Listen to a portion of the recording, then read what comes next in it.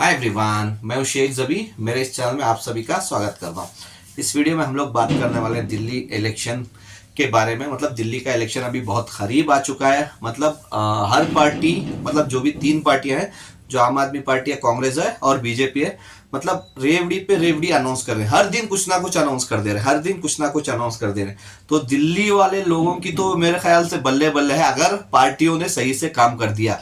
और वो भी इंपॉर्टेंट एक चीज मैं बता दूं, चाहे जो भी ये फ्री अनाउंस कर रहे हैं, चाहे कोई भी पार्टी हो, कोई भी सरकार आए वहां पे, तो अगर वो जो अनाउंस कर रहे हैं वो कर दे, तो मेरा ये मानना है कि वो जो लोगों का टैक्स लेते हैं, मतलब पब्लिक का टैक्स लेके वो पे करते हैं हर एक चीज, तो वो लोगों के टैक्स के थ्रू अगर किए ना तो ओके है। ऐसा नहीं कि कर्जा ले लेके मतलब पे कर दे, क्योंकि कर्जा ना चढ़ा दे। तो टैक्स लेके अगर उससे पे कर रहे हैं तो उससे अच्छी बात कोई नहीं है, एक चीज बोल दो। लेकिन अगर बोलते हैं कि क्या बोलते हैं, कर्जा लो और शहद चटाओ, कर्जा लो और शहद चटाओ, ऐसा ना हो तो वो देखते हैं कि क्या होगा। लेकिन अभी तो फिलहाल दो पार्टियां फुल हावी हैं, और वो है आम आदमी पार्टी और बीजेपी। क्योंकि कांग्रेस तो अनाउंस कर चुकी, 5 जो उसकी स्कीम्स थी तो उन्होंने अनाउंस कर दिया, लेकिन यहाँ पे बीजेपी रुकने का नाम नहीं ले रही है। बीजेपी वाले तो समझ लो कि रेवड़ी पे रेवड़ी बांट रहे। मतलब जो रेवड़ी के कल्चर शुरू किए थे, मतलब मोदी जी ने ही कहा था, फिर बीजेपी के सभी लोग कह रहे थे पूरे देश भर में कि रेवड़ी रेवड़ी रेवड़ी, तो आज वही रेवड़ी बांटने पे तुले हुए हैं। तो उनका ये कहना है बीजेपी वालों का। तो मैं एक न्यूज चैनल में कल देख रहा था, तो उनका बीजेपी के जो स्पोक्स पर्सन आए थे वहां पे, तो वो लोग वो मतलब बीजेपी वाले ये कह रहे थे, क्योंकि दिल्ली में अगर जीतना है ना तो रेवड़ियां बांटनी पड़ेगी। दिल्ली में जीतना है तो रेवड़ियां बांटनी पड़ेगी, तो इसीलिए वो रेवड़ियां बांट रहे हैं। तो अभी वहां पे दिल्ली में ये भी प्लान किया गया है, क्योंकि कुछ भी देखो, आप पोस्टर देखो, जो भी संकल्प पत्र इनका पहला आया, अभी दूसरा आया है, जो भी उनमें देखो तो सिर्फ मोदी जी ही नजर आ रहे हैं, कोई और नेता नजर ही नहीं आ रहे। तो मेरे को नहीं पता, क्योंकि मोदी जी के चेहरे के ऊपर ही ये लोग लड़ रहे हैं, तो कोई और चेहरा नहीं है। क्योंकि सीएम फेस भी इन्होंने अनाउंस नहीं किया है बीजेपी वालों ने। तो एक चीज तो वो हो गई, मोदी जी के नाम पे लड़ रहे, तो बहुत ट्राई कर रहे हैं। लेकिन मोदी जी अभी तक आके रेवड़ी कल्चर के बारे में उन्होंने कभी अनाउंस नहीं किया है अभी तक कि हम लोग ये फ्री देंगे। लेकिन बीजेपी वाले यहाँ पे एक चीज में फंस रहे हैं, क्योंकि अगर ये इलेक्शन से पहले की अगर बात कर लें थोड़ा बहुत, तो आप कोई भी डिबेट उठा के देख लीजिए जो आम आदमी पार्टी और बीजेपी की होती थी दिल्ली के बारे में, तो वो हमेशा बीजेपी वाले यही कहते थे, केजरीवाल सरकार जो आम आदमी पार्टी सरकार है, उन्होंने स्कूल्स पे काम नहीं किया, मोहल्ला क्लिनिक पे काम नहीं किया, हॉस्पिटल्स पे काम नहीं किया, जो लेडीज को बस की फैसिलिटी मिल रही है उस पर काम नहीं किया। ये बहुत सारे इश्यूज बीजेपी वाले उठाते थे न्यूज चैनल्स पे आम आदमी पार्टी के अगेंस्ट। लेकिन जब इनका संकल्प पत्र 1 आया था, तो वहां पे जेपी नड्डा जी, ठीक है, क्योंकि बीजेपी में 3 ही हैं अभी मेन, एक मोदी जी, एक अमित शाह और तीसरे आके जेपी नड्डा। तो जेपी नड्डा ने ये अनाउंस कर दिया, जो आम आदमी पार्टी जो स्कीम्स दे रही है अभी दिल्ली में, तो उसको हम लोग कंटिन्यू रखेंगे, उसको हम लोग कंटिन्यू रखेंगे। मतलब इनडायरेक्टली आप ये मान चुके हैं कि आम आदमी पार्टी वहां पे स्कीम्स दे रही है। तो पहले झूठ बोला तो यहीं पे फंस गई बीजेपी।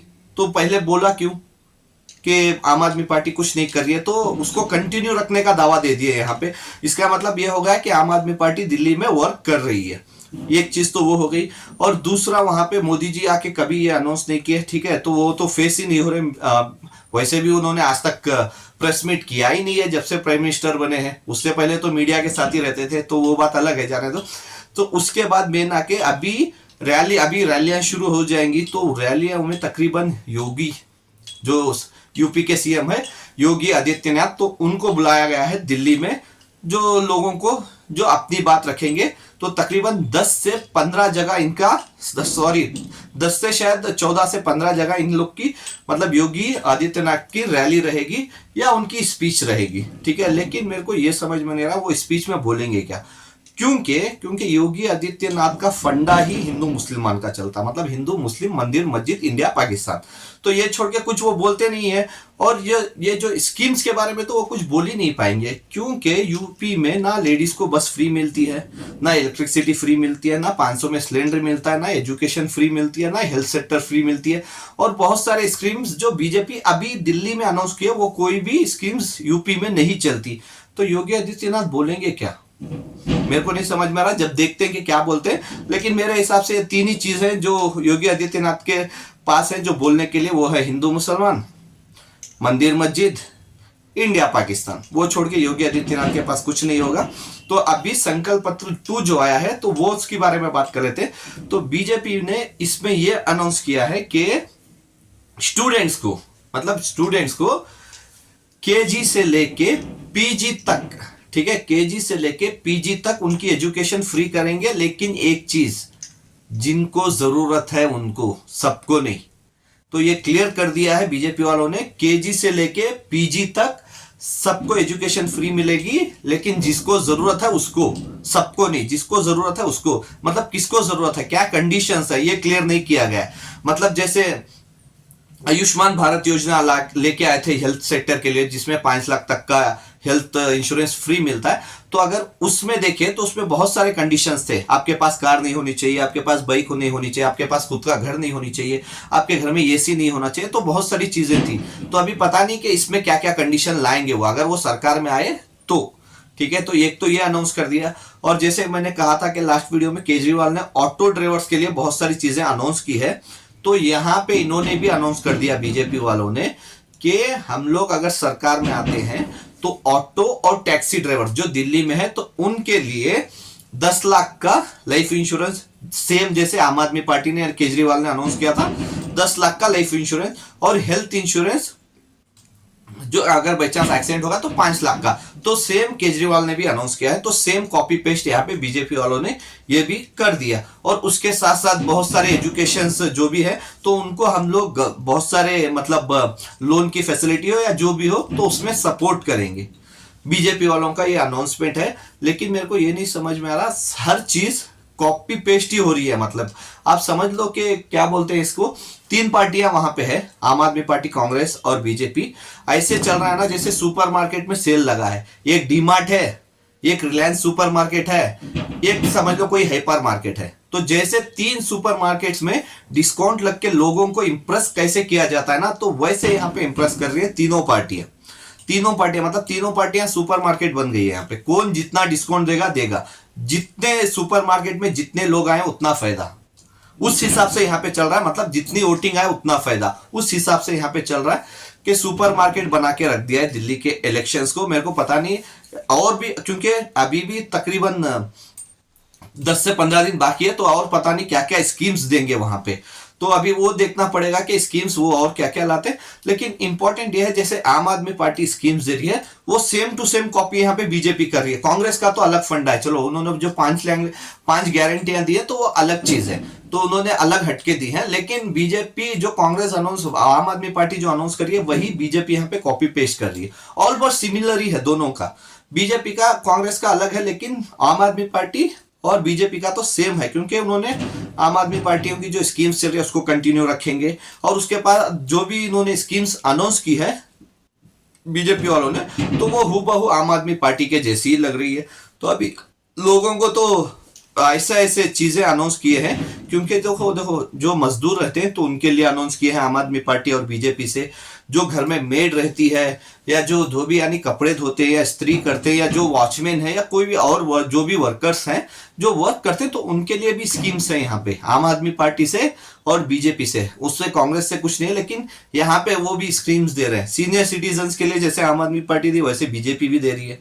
तो अभी पता नहीं चल रहा है कि कौन क्या स्कीम्स दे रहा है, लेकिन मैं पर्सनली ये वेट कर रहा हूँ कि मोदी जी जो हमारे प्राइम मिनिस्टर हैं तो वो आके इन रेवड़ियों के बारे में क्या बोलते हैं, तो मेरे को वो सुनना है, क्योंकि उनके मुंह से रेवड़ी का मतलब देखने का मजा कुछ और आता है। तो मैं पर्सनली वेट कर रहा हूँ कि उनकी स्पीच कब आएगी और वो रेवड़ियों के बारे में क्या बोलते हैं। तो देखते हैं कि दिल्ली का इलेक्शन किसको जाता है, लोग किसको पसंद करते हैं और किसकी सरकार बनाते हैं।